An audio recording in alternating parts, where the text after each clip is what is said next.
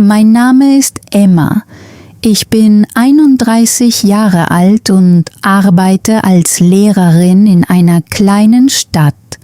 Früher war mein Leben ruhig. Ich mochte meine Arbeit. Ich hatte gute Freunde.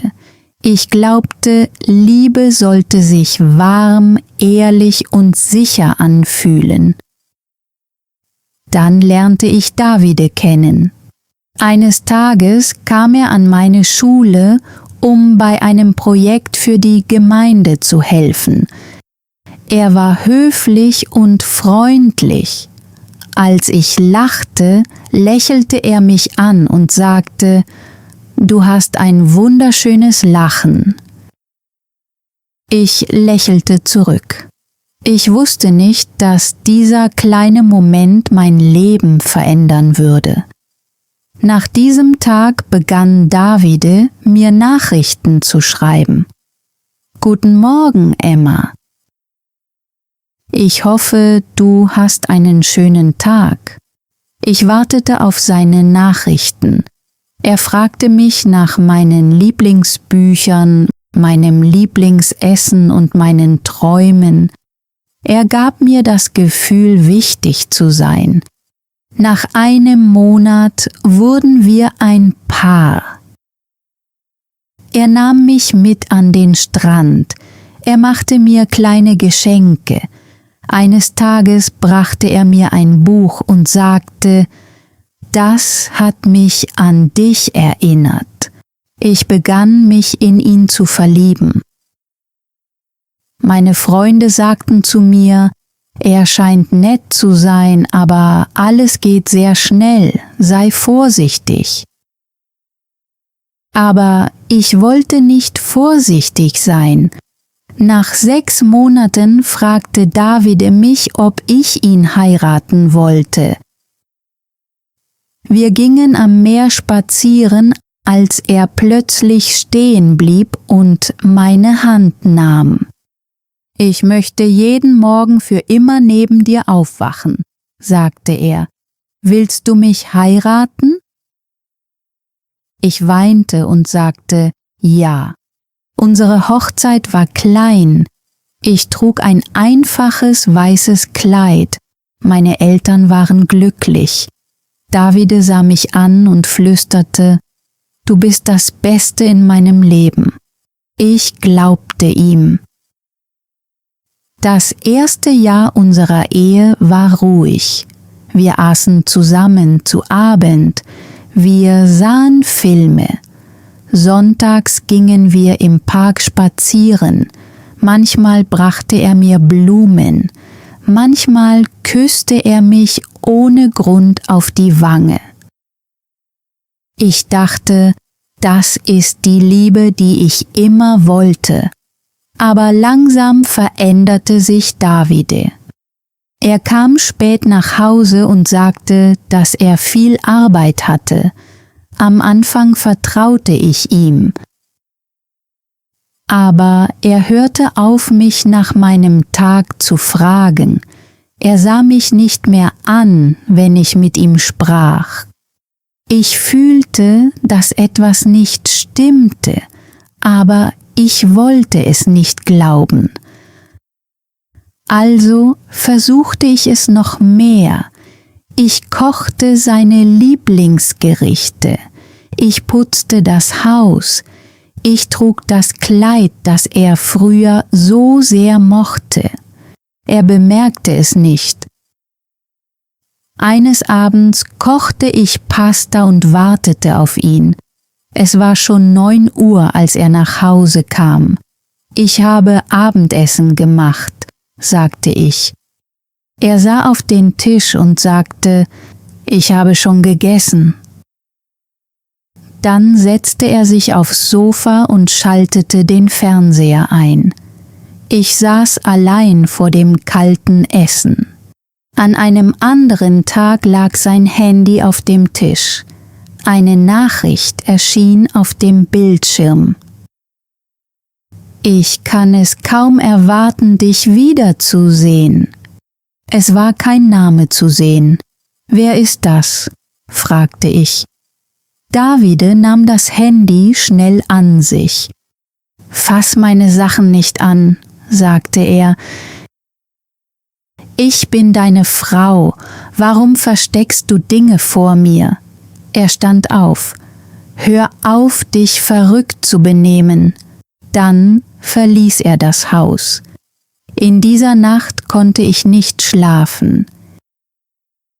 Ich starrte an die Decke und fragte mich, was habe ich falsch gemacht? Wochen vergingen. Unser Zuhause wurde still. Davide kam und ging wie ein Fremder. Er fragte nie, ob es mir gut ging. Ich weinte im Badezimmer, weil ich nicht wollte, dass er mich sah. An einem Wochenende war er den ganzen Tag weg. Als er nach Hause kam, roch sein Hemd nach Parfüm, nicht nach meinem. Ich sah ihn an und fragte, »Triffst du dich mit einer anderen Frau?« Er sah nicht überrascht aus. Er sagte nur, »Das geht dich nichts an.« Mein Herz zerbrach. Ich erzählte meiner besten Freundin Martina alles. Sie hielt meine Hand und sagte, »Du hast ihm Liebe gegeben. Er hat dir Schweigen gegeben.« Ich weinte. Warum hat er mich geheiratet, wenn er mich nicht geliebt hat? Martina sah traurig aus. Manche Menschen wollen Geborgenheit, keine Liebe. Du warst gut zu ihm. Vielleicht war es genau das, was er wollte. Ihre Worte blieben in meinem Kopf. War ich nur jemand, der sein Leben leichter machte? War ich nur eine Person, die eine leere Stelle in seinem Leben füllte? Eines Morgens vergaß Davide sein Handy zu Hause. Ich hatte nicht vor, hineinzusehen, aber plötzlich leuchtete der Bildschirm auf. Eine Frau hatte ihm ein Foto geschickt. Sie lächelte und hielt ein Glas Wein in der Hand.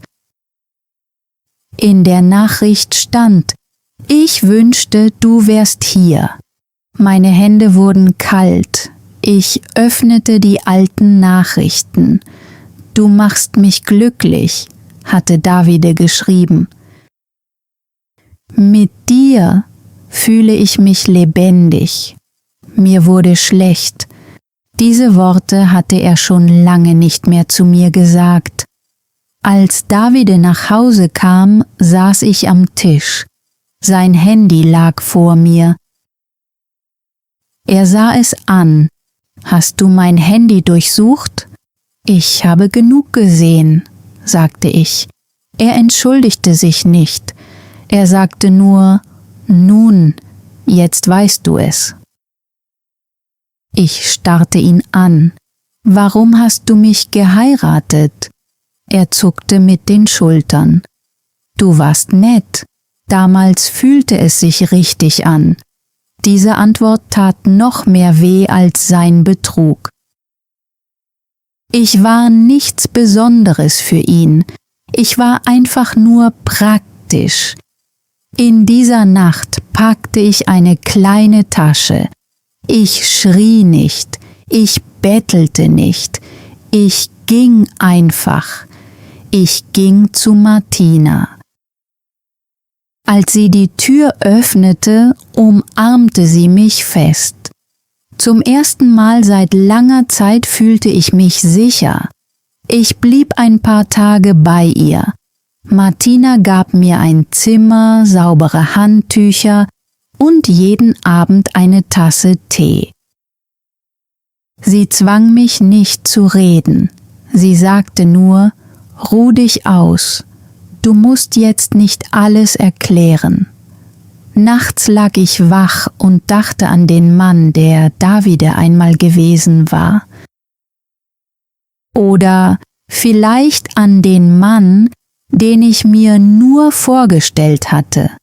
Am 3. Morgen rief ich in meiner Schule an und bat um ein paar freie Tage. Meine Stimme zitterte, aber meine Chefin war freundlich. »Nimm dir die Zeit, die du brauchst«, sagte sie. Nach dem Anruf saß ich mit Martina in der Küche. »Was wirst du jetzt tun?« fragte sie. Ich schüttelte den Kopf. »Ich weiß es nicht.« Martina nahm meine Hand. »Du musst heute nicht alles entscheiden«, sagte sie. »Aber du kannst nicht länger in der Dunkelheit leben. Du warst nicht diejenige, die gelogen hat.« Martinas Worte gaben mir ein wenig Kraft. An diesem Nachmittag ging ich zurück zu unserem Haus. Ich wusste, dass Davide bei der Arbeit sein würde, und ich wollte ihn nicht sehen. Ich wollte nur meine Sachen holen. Als ich die Tür öffnete, blieb ich einen Moment stehen. Früher war das unser Zuhause. Jetzt fühlte es sich nur noch wie sein Zuhause an. Alles fühlte sich kalt an. Das Sofa, der Tisch, die Wände, sogar das Licht im Raum.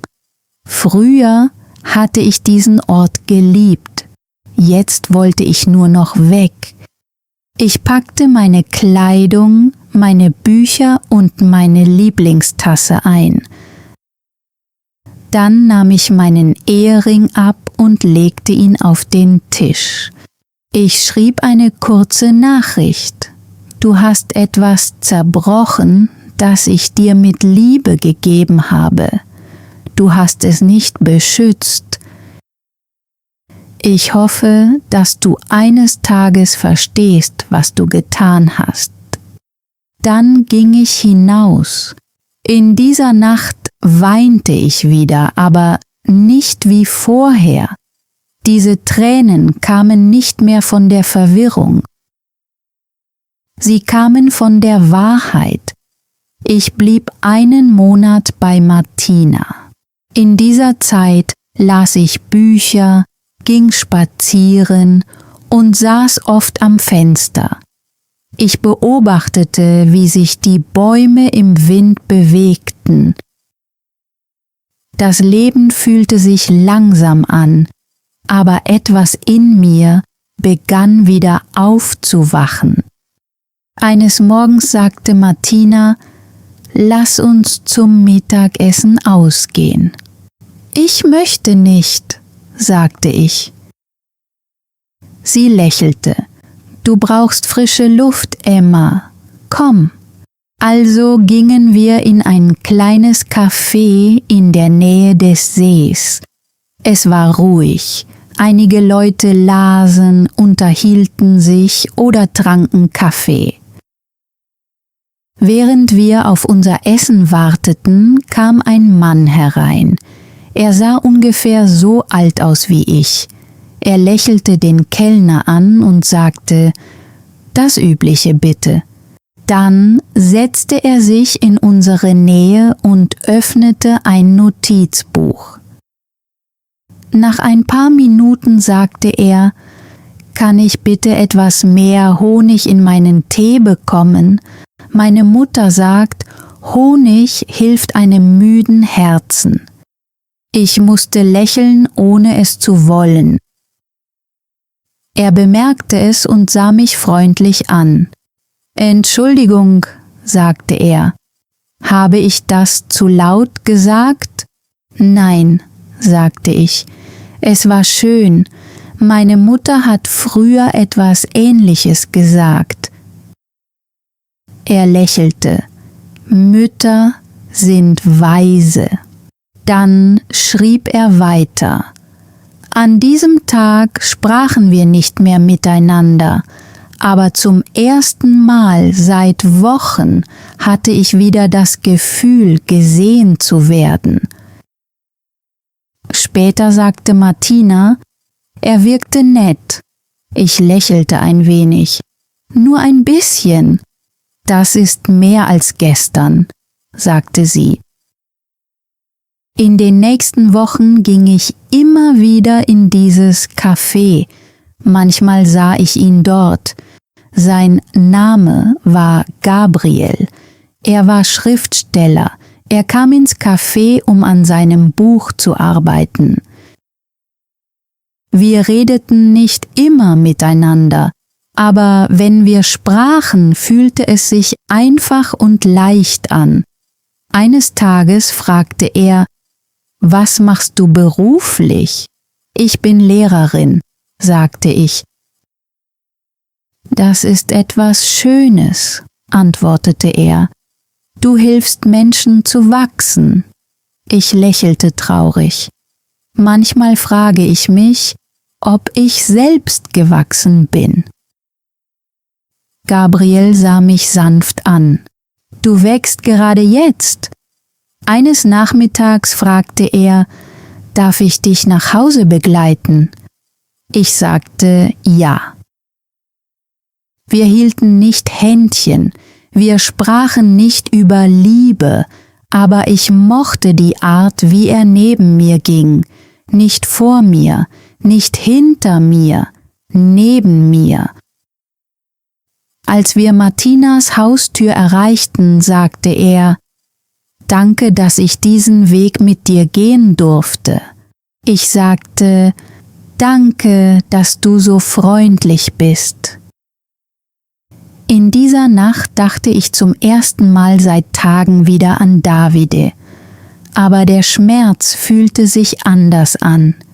Er war kleiner geworden, er war noch da, aber weit weg. Ein paar Tage später besuchte ich meine Eltern. Ich hatte ihnen nicht alles erzählt. Ich hatte nur gesagt, dass Davide und ich eine Pause voneinander brauchten. Meine Mutter umarmte mich lange.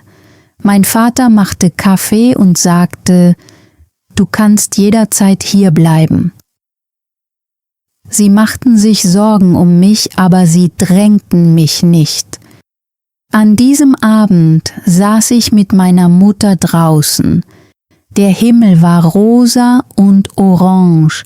Sie hielt meine Hand und fragte: »Bist du in Sicherheit?« Ich nickte. Ich bin verletzt, aber jetzt bin ich in Sicherheit. Sie lächelte sanft. Das reicht mir. Zurück bei Martina begann ich wieder zu schreiben. Vor meiner Ehe hatte ich es geliebt, Gedichte und kurze Geschichten zu schreiben. Nachdem ich Davide geheiratet hatte, hörte ich damit auf. Vielleicht war ich zu beschäftigt. Vielleicht hatte ich mich selbst vergessen. Jetzt schrieb ich jeden Morgen ein paar Zeilen. Auch wenn sie nicht perfekt waren, halfen sie mir, mich wieder wie ich selbst zu fühlen. Gabriel kam immer noch ins Café. Manchmal brachte er mir eine kleine Blume mit. Manchmal erzählte er mir eine lustige Geschichte. Wir wurden Freunde. Nur Freunde. Und das fühlte sich sicher an.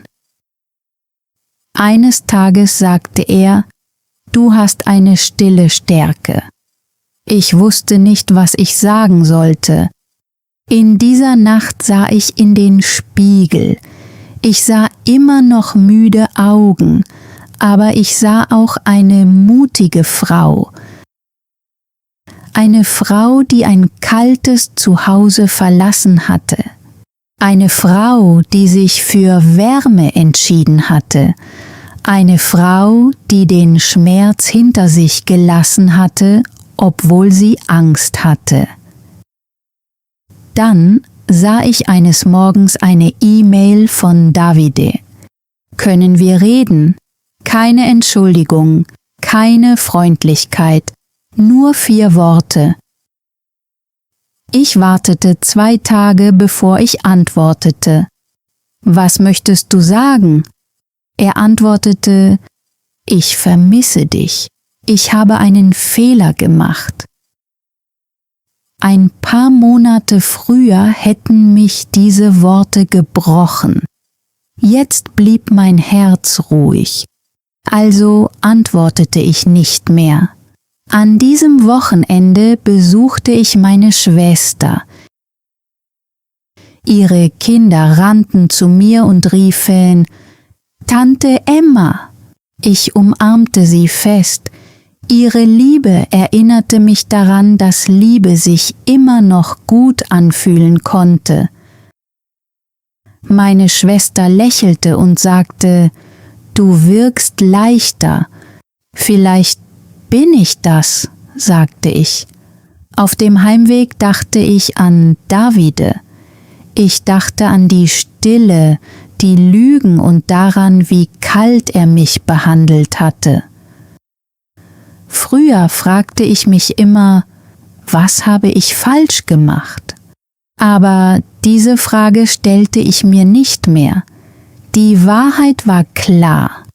Er liebte mich nicht so, wie ich ihn geliebt hatte. Er mochte es, wenn sich jemand um ihn kümmerte. Er mochte das Gefühl, gebraucht zu werden. Aber er sah mich nie wirklich, und das war keine Liebe. Ein paar Tage später saßen Gabriel und ich in unserem Lieblingscafé. Er fragte: »Möchtest du dich irgendwann wieder verlieben?« Ich dachte einen Moment nach. »Ja«, sagte ich, »aber nicht jetzt. Zuerst möchte ich lernen, mich selbst zu lieben.« Gabriel lächelte. »Das ist eine gute Antwort.« Wir sprachen über Bücher, Essen und Reisen. Dann lachte ich. Ein echtes Lachen, warm und tief. In den nächsten Monaten baute ich mein Leben langsam wieder auf. Ich zog in eine kleine Wohnung in der Nähe meiner Schule. Morgens schien die Sonne durch die Fenster und es gab einen kleinen Balkon, auf dem ich Tee trinken konnte. Ich hängte Familienfotos an die Wand, ich stellte meine Bücher in ein Regal. Ich kaufte ein gelbes Kissen, das mich zum Lächeln brachte. Jede kleine Sache fühlte sich wie ein weiterer Schritt in Richtung Frieden an. Eines Abends öffnete ich eine Kiste mit alten Erinnerungen. Darin fand ich mein Hochzeitsfoto. Ich sah es lange an. Ich weinte nicht. Ich fühlte mich nicht mehr gebrochen. Ich hatte nur das Gefühl, dass dieses Kapitel vorbei war. Also legte ich das Foto zurück und schloss die Kiste.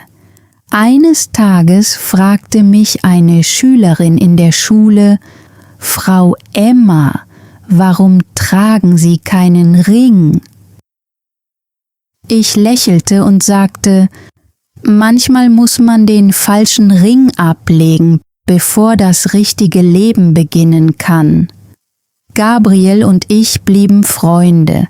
Vielleicht wird eines Tages mehr daraus. Vielleicht auch nicht. Darüber mache ich mir jetzt keine Sorgen.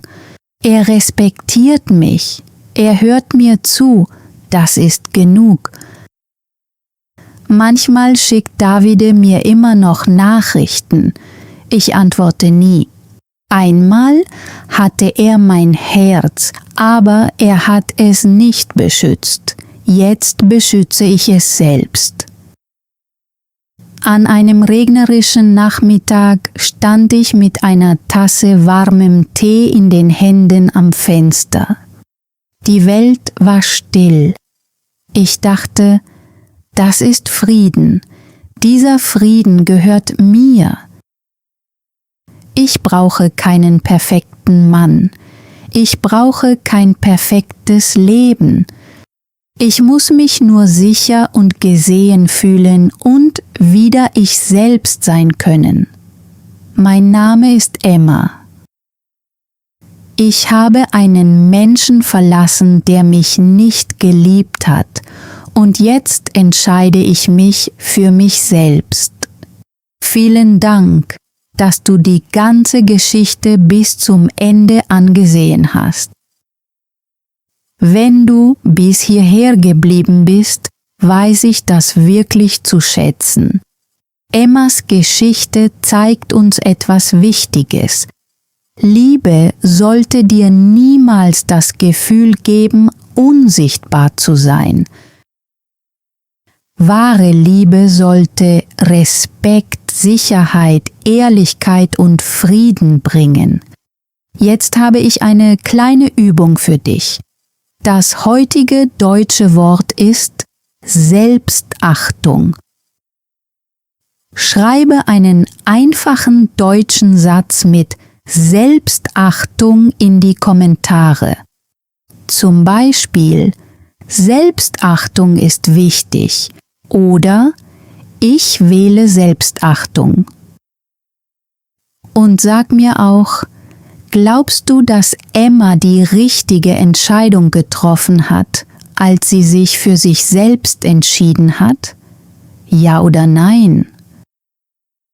Wenn dir diese Geschichte beim Deutschlernen und beim Hörverstehen geholfen hat, abonniere German Tales für weitere einfache Geschichten auf Deutsch. Hör weiter zu, übe weiter und wir sehen uns in der nächsten Geschichte. Tschüss.